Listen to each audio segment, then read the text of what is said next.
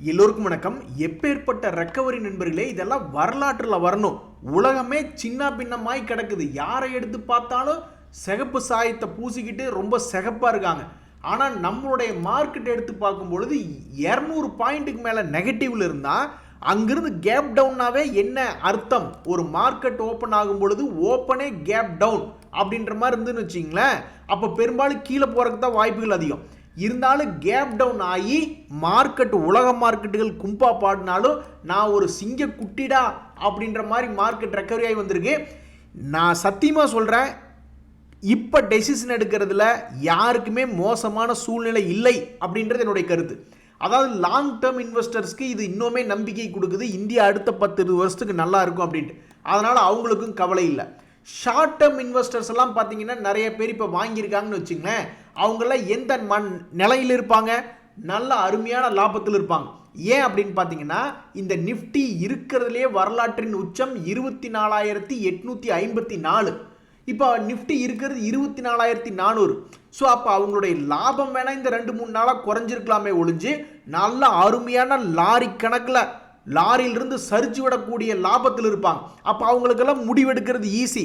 ஒன்றா trailing stop loss போட்டுக்கலாம், அல்லது பூரா ப்ராஃபிட்டி புக் பண்ணிவிட்டு மறுபடியும் புதுசாக கணக்கு ஆரம்பிக்கலாம், ரீஇன்வெஸ்ட்மெண்ட் ஸ்டார்ட் பண்ணலாம், அல்லது போர்ட்ஃபோலியோவை ரீபேலன்ஸ் பண்ணலாம், அல்லது போர்ட்ஃபோலியோலேருந்து சில ஸ்டாக்ஸை எக்ஸிட் பண்ணிவிட்டு மறுபடியும் வேறு ஏதாவது ஸ்டாக்ஸில் என்ட்ரி கொடுக்கலாம். அந்த மாதிரி ஆப்பர்ச்சுனிட்டிஸ், ஏகப்பட்ட ஆப்பர்ச்சுனிட்டிஸ் இருக்குது. ஸோ நம்ம இந்திய ஷேர் மார்க்கெட்டில் எனக்கு தெரிஞ்சு ப்ராப்பராக இன்வெஸ்ட்மெண்ட் பண்ணியிருந்தா இந்த சுச்சுவேஷனில் கண்டிப்பாக ப்ராஃபிட்டில் தான் இருப்பாங்க. முடிவெடுக்கிறது மிக எளிமையாக இருக்கும் அப்படின்றது என்னுடைய கருத்து. நண்பர்களே, ஷேர் மார்க்கெட்டில் சொல்லடியினுடைய பவரை பார்த்துருக்கீங்களா? எவ்வளோ பெரிய ஷேராக இருந்தாலும் சரி, பயங்கரமான ஒரு சொல்லடி கிடைக்கும் பொழுது 6% அசால்ட். அதாவது டாடா மோட்டர் இன்னைக்கு 6% ஏறி இருக்கான். அவனுக்கு ஒரு சந்தோஷமான நியூஸ் வருது, ஒரு குறிப்பிட்ட புரோக்கரேஜ் வந்து அவங்கள அப்கிரேட் பண்ணியிருக்காங்க ரேட்டிங் அப்படின்னு சொன்ன உடனே அவன் பாருங்க, சாதாரண ஒரு சொல்லடிக்கு 6% ஏறிட்டான். அவன் என்ன 100 கார் வித்துக்கிட்டு இருந்தது இன்னைக்கு 106 காராக வித்துருக்கான் 6% ஏறக்கு. அப்படிலாம் கிடையாது, சொல்லடியினுடைய பவர் அப்படி.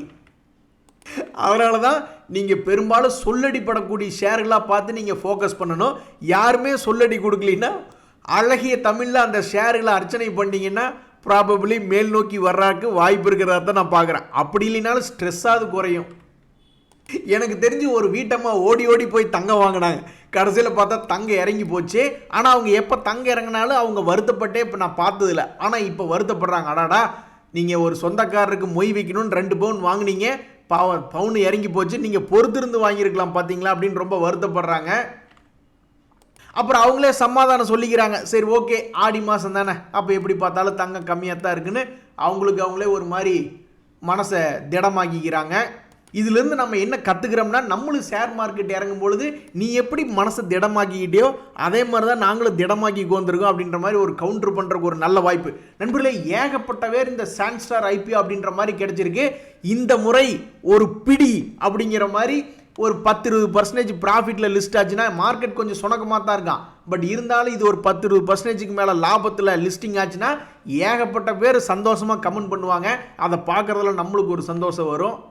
இந்த வீடியோவை புதுசாக பார்க்குறவங்களுக்கு இதெல்லாம் வந்து ஒரு பைபேக்கோ அல்லது ஸ்பிளிட்டோ இருக்கக்கூடிய ஷேர்னுடைய நியூஸ்கள், அதனுடைய டேட்டுகளை மென்ஷன் பண்ணியிருக்கோம்.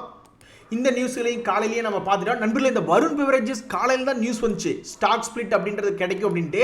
அந்த நியூஸ்லேருந்து தொடர்ந்து ஏறி ஏறி ஏறி க்ளோசிங்லேயே கூடாங்க. பாருங்களேன், மார்க்கெட் இன்னைக்கு டவுனாக இருந்தாலும் நம்மளுக்கு நியூஸ்கள் தான் முக்கியம், இண்டிவிஜுவல் ஸ்டாக்ஸ்னுடைய நியூஸ்.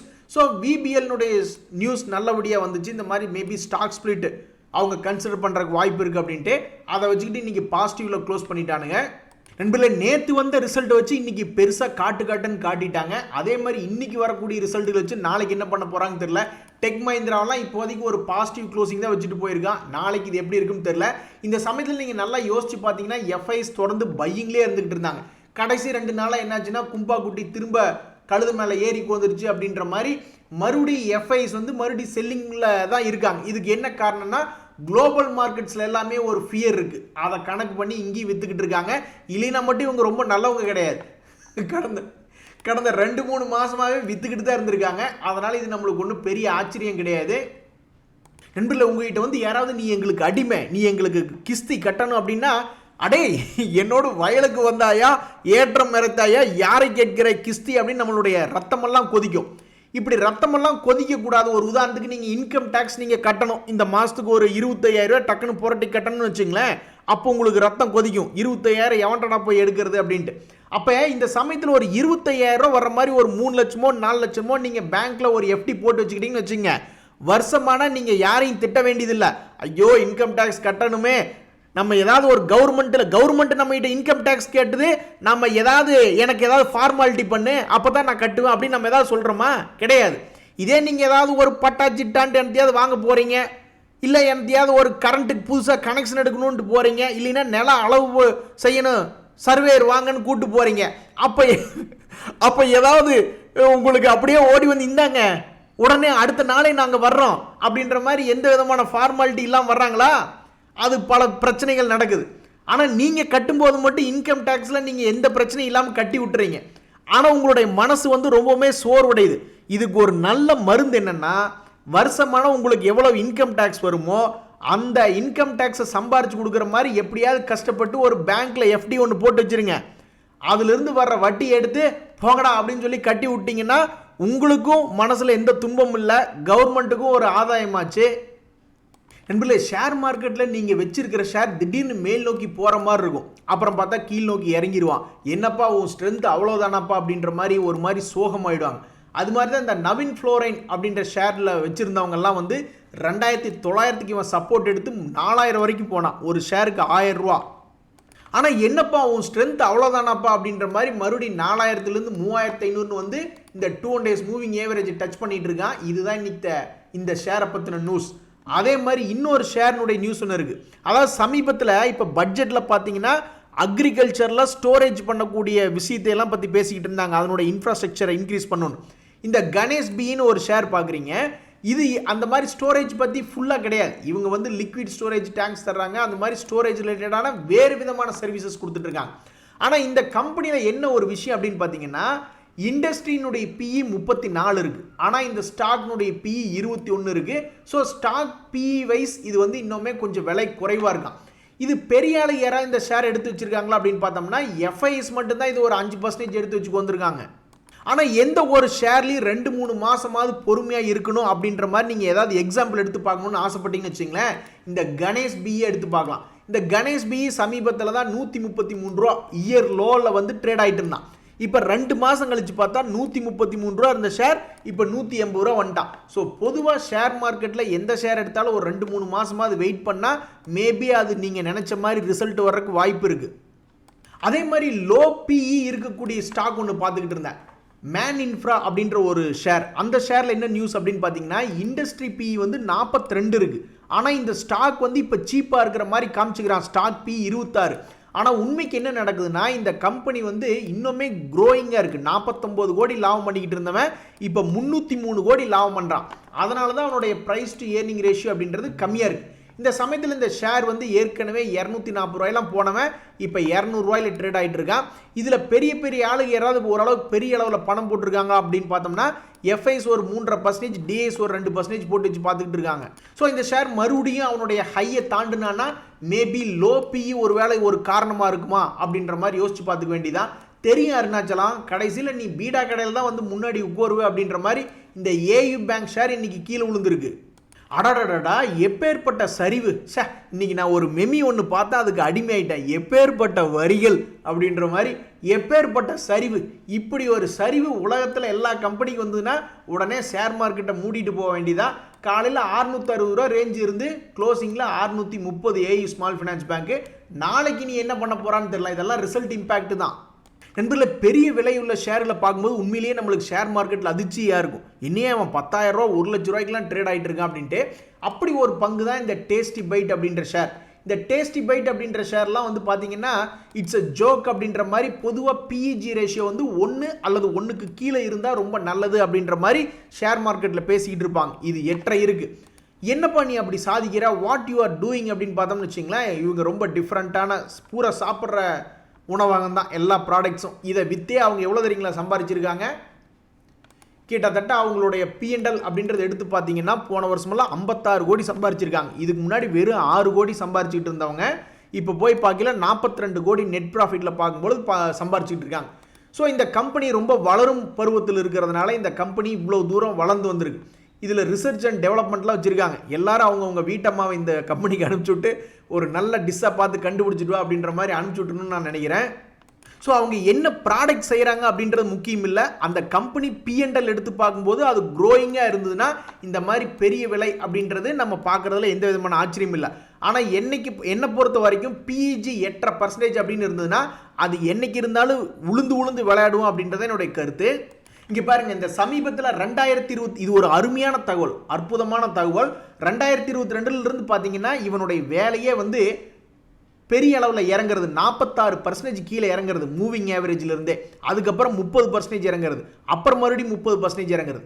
இவ்வளவு முறையும் இறங்கி மறுபடியும் ஏறி இருக்கான். அப்போ இந்த முறையும் இப்போ 10,000 இருக்கக்கூடிய இந்த பங்கு மறுபடி 14,000 வர்றானா இல்லையா அப்படின்றது ஒரு 6 மாதம் கழித்து பார்த்தா தான் நம்மளுக்கு தெரிய வரும். நண்பர்களே, உங்களுக்கு தெரியாதில்ல, இந்த ஷேர் மார்க்கெட்டில் நல்ல எவர்கிரீன் செக்டர்ஸ்னு பார்த்தோம்னா இந்த ஹாஸ்பிட்டல் நடத்தக்கூடிய கம்பெனிகளும் தான். அந்த வகையில் வந்து நல்லா எல்லாருமே மேலே போயிட்டு இருந்தாங்க. திடீர்னு ஏதோ ஒரு கோர்ட்டு நியூஸ் ஒன்று நான் பார்த்தேன். அந்த அட்மிட் ஆகிறது, ஆப்ரேஷன் பண்ணுறது, இது போன்ற சர்வீஸ் ஃபீஸ்லாம் வந்து ஏதோ நார்மலைஸ் பண்ணும் அப்படின்ற மாதிரி ஏதோ ஒரு நியூஸ் படிச்சுட்டு இருந்தேன். அப்போ திடீர்னு நிறைய இந்த மாதிரி ஹெல்த் கேர் கம்பெனிஸ் எல்லாம் கீழே விழுந்தானுங்க. அப்போ அந்த சமயத்தில் இந்த ரெயின்போமே திடீர்னு கிராஷ் ஆச்சு. ஒரு தடவை 1,400 ரூபாயிலிருந்து 1,100 வந்துச்சு, மறுபடியும் 1,400லேருந்து 1,200 வந்துச்சு. இப்போ மறுபடியும் அவன் விழுந்திருக்கக்கூடிய இடம் அப்படின்றது பார்த்தோம்னா ஒரு குறிப்பிட்ட சப்போர்ட் ரேட்டில் வந்து விழுந்திருக்கா. மறுபடியும் ஏறானா இல்லையா அப்படின்றது இவனும் ஒரு 6 மாதம் கழிச்சு தான் தெரியும். தற்போதைக்கு ஒரு சின்ன சப்போர்ட் ஜோனில் வந்து விழுந்திருக்கான். அடடடா, இந்த கான்ஃபிடன்ஸ் பெட்ரோலியம் எப்பேற்பட்ட ஜம்புகள், ஒவ்வொரு முறையும் இறங்கும்போது நல்ல அருமையான ஜம்புகள். இதுக்கு முன்னாடி இவனும் அதே மாதிரி தான் ஒரு 69 ரூபாயிலிருந்து ஒரு 35% இறங்கினா மறுபடியும் மேல் நோக்கி ஏறி இருக்கான். மறுபடியும் ஒரு 20% இறங்கினா மறுபடியும் மேல் நோக்கி ஏறி இருக்கான். இப்போ கூட சமீபத்தில் 28% கீழே இறங்கிட்டு மறுபடியும் மேல் நோக்கி ஏறி இருக்கான். இந்த சமயத்தில் இந்த கான்ஃபிடன்ஸ் பெட்ரோலியம் P&L நல்லா ஸ்ட்ராங்காக இருக்கா, கான்ஃபிடென்ட்டாக இருக்கா அப்படின்ற மாதிரி பார்த்தோம்னா இப்போ வரைக்கும் சந்தோஷமாக தான் இருக்கான். 2 கோடின்னு இதுக்கு முன்னாடி லாபம் பண்ணிக்கிட்டு இருந்தவன் இப்போ 105 கோடி. அப்போ இது போன்ற கம்பெனிகளினுடைய ப்ராஃபிட் ஏர்னிங்ஸ் க்ரோத் அப்படின்றது விண்ணை முட்டும் அளவு போய்கிட்டு இருக்கு. இன்னைக்கு என்ன நினச்சானோ ஷேர் மார்க்கெட்டில் 15% மேலே ஏறி வந்திருக்கான். ரொம்ப சந்தோஷம். ஷேர் மார்க்கெட்டில் பொதுவாக என்ன சொல்லுவாங்கன்னா, நல்ல ஷேர்களெல்லாம் வாங்கி வச்சுக்கிட்டு நீ வேடிக்கை பார்த்துக்கிட்டு 2-3 வருஷம் அதை பற்றி கண்டுக்காத அப்படின்ற மாதிரி சொல்லுவாங்க. அப்படி தான் இந்த GM ஃபால்டர் அப்படின்ற ஒரு ஷேர் வந்து இதுக்கு முன்னாடி 2,000 ரூபாயெல்லாம் போயிருக்கான். இப்போ என்னடான்னா 1,450 ரூபாயில் தான் இருக்கான். பொறுமையை ரொம்ப சோதிக்கிறான். எவ்வளவு நாள் ஆச்சு பாருங்க, 1,200 ரூபாயிலிருந்து 1,450 ரூபா வந்து அப்படியே நிற்கிறான். இந்த ஷேரை வாங்கி வச்சவங்க என்ன வேண்டிக்குவாங்க, 2,000 ரூபா வரட்டும் அப்படின்ற மாதிரி தான் வேடிக்கை பார்த்துட்டு இருப்பாங்க. என்ன காரணம் நீங்களே கண்டுபிடிங்க பார்ப்போம். என்ன காரணம் அப்படின்னு பார்த்தீங்கன்னா, இந்த கம்பெனியினுடைய வேல்யூவேஷன் அப்படின்னு பார்க்கும்பொழுது இண்டஸ்ட்ரி PE அதை விட கம்மியாக தான் ஸ்டாக் PE இருக்குது. அப்போ இது ஒரு நல்ல கம்பெனின்னு நினச்சி சில பேர் வாங்கி போட்டுருக்கிறதுக்கு வாய்ப்பு இருக்குது. அதே மாதிரி இந்த கம்பெனியினுடைய P&L அப்படின்னு பார்க்கும்பொழுது ஒரு growth கம்பெனியாகவும் இருக்குது. அப்போ இது ஒரு வேளை growth கம்பெனியாக இருக்குமா அப்படின்ற மாதிரி நினச்சிக்கிட்டு சில பேர் வாங்கியிருப்பாங்க. பெரிய பெரிய முதலீட்டாளர்களை பொறுத்த வரைக்கும் அவங்க என்னத்தை யோசிச்சுட்டு வாங்கினாங்கன்னு தெரியல. FIs அவங்க இப்போ 22% ஹோல்டு பண்ணிக்கிட்டு இருக்காங்க. DIs அவங்க இப்போ 14% ஹோல்டு பண்ணிட்டு இருக்காங்க. அதனால் ஏகப்பட்ட பேர் நல்ல நல்ல ஷேர்களை வாங்கிட்டு வேடிக்கை பார்க்கணும் அப்படின்ற பிரின்சிபலில் இதை வாங்கி வச்சுருப்பாங்க போல்.